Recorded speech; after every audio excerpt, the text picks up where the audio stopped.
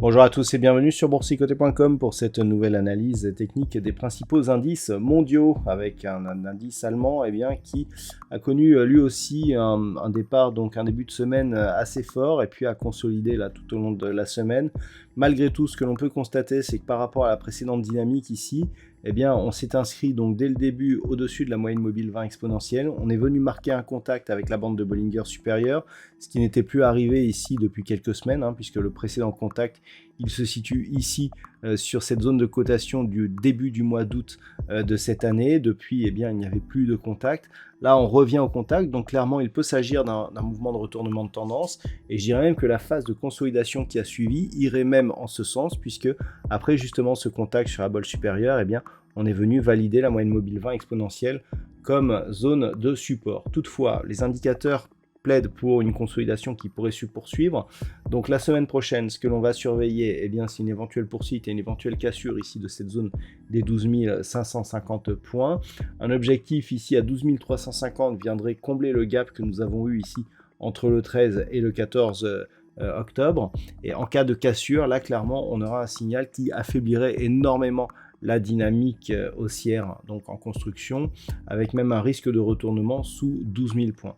Donc pour l'instant, en tout cas, ça reste haussier. Tant que les cours restent ici au-dessus de cette moyenne mobile, on peut viser un retour assez rapide sur la zone des 12 965 points, avec même une cassure à suivre, sachant qu'un retournement moyen terme n'interviendrait qu'en cas de rupture des 13 600 points sur l'indice allemand. Sur l'Eurostoxx 50, on est quasiment dans la même configuration, puisqu'après ici avoir connu une forte dynamique baissière, on a ici un signal de retournement, contact bol supérieur, retour sur la moyenne mobile 20 exponentielle qui agit comme un support, retournement du MACD, on a vraiment tout comme le DAX, avec ici un point haut significatif qui a légèrement dépassé ici ce précédent point haut. Donc le changement de tendance semble s'opérer et restera valable tant que l'on sera ici au-dessus de cette zone des 3387 points. Toutefois, une rupture de ce niveau ne serait pas trop encore inquiétante. Vraiment, ce qui pourrait reconfirmer une éventuelle dynamique baissière, serait une rupture ici de ces deux zones de points bas qui se situent sur des niveaux proche des 3260 points. Donc tant que l'on est au-dessus de cette zone horizontale, par contre, la dynamique reste donc haussière, avec un objectif donc sur cette précédente zone de points hauts significatifs proche des 3685 points. Au niveau des indices américains, le retournement est un peu moins probant, puisque comme on peut le constater sur ce graphe, on reste ici sur une évolution qui se fait sous la moyenne mobile 20 exponentielle. Même le rebond du jour, pourtant avec une news qui est venue de Wall Street, reste au niveau et donc est au contact de cette moyenne mobile.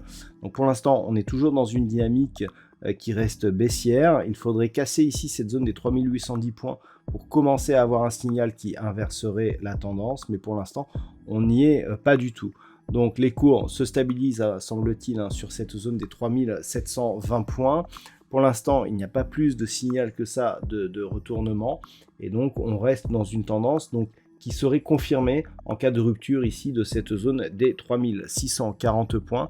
Par contre, après ici, cette première impulsion, si les cours reviennent au niveau des 3810 et cassent cette zone, là, clairement, le changement de tendance sera validé. Avec une configuration assez identique sur le Nasdaq, toujours ici cette dynamique baissière, toujours une moyenne mobile 20 exponentielle qui agit comme une zone de résistance. On a ici cette bougie qui nous a donné une impulsion assez intéressante techniquement. On a eu ici impulsion avec donc un avalement ici sur la bougie précédente. Phase de consolidation reprise, on vient chercher à de multiples reprises la moyenne mobile 20 exponentielle, mais sans pour l'instant valider une reprise haussière. Alors pour valider cette reprise, il faudrait casser au minimum cette zone ici de points hauts significatifs qui avait donné lieu à un îlot de renversement. Donc si on venait à casser ici cette zone et ce point haut proche ici des 11 670 points, là clairement on serait sur un vrai signal de retournement, d'autant plus que la bande de Bollinger supérieure serait attaquée. Par contre, Dans l'éventualité où les cours recasseraient ici à la baisse la zone des 10 945 points, eh bien on serait toujours dans la continuité de cette dynamique baissière. Sur le Nikkei, enfin, eh bien, il n'y a plus beaucoup de tendance sur cet indice, puisque on est ici sur des bougies qui sont très peu volatiles et qui restent ici dans une zone entre 26 600 et 27 300. Par contre, cette dernière bougie ici eh bien, ne tient pas compte de l'intervention qui ont eu lieu en fin de journée du côté de la Banque centrale du Japon. Donc on est ici sur une configuration qui peut énormément changer. Là, sur ces phases de cotation, ça reste neutre au niveau de cette semaine, dans une dynamique globale qui reste plutôt baissière actuellement, puisque le dernier mouvement ici semble plutôt baissier, mais pas avec une énorme conviction. Tant que la zone ici des 25 800 points reste support, ici on est dans une phase de neutralisation. Assez difficile de trouver un directionnel porteur sur cet indice, tant il y a des changements de tendance depuis que l'on a quitté ici ce trend haussier. C'est assez aléatoire, on le voit, une tendance moyen terme qui semble vouloir s'orienter à la baisse, mais avec très peu de conviction. Donc pour l'instant, ça reste neutre d'un point de vue court terme, tant que l'on est entre 25 800 et 25 385. Seule une cassure ici de cette zone pourrait redynamiser la tendance haussière. Voilà donc ce que l'on peut dire sur cette analyse technique de ces principaux indices mondiaux. Je vous souhaite de passer un très bon week-end et on se retrouve dès la semaine prochaine pour d'autres analyses techniques, toujours sur le site boursicoté.com.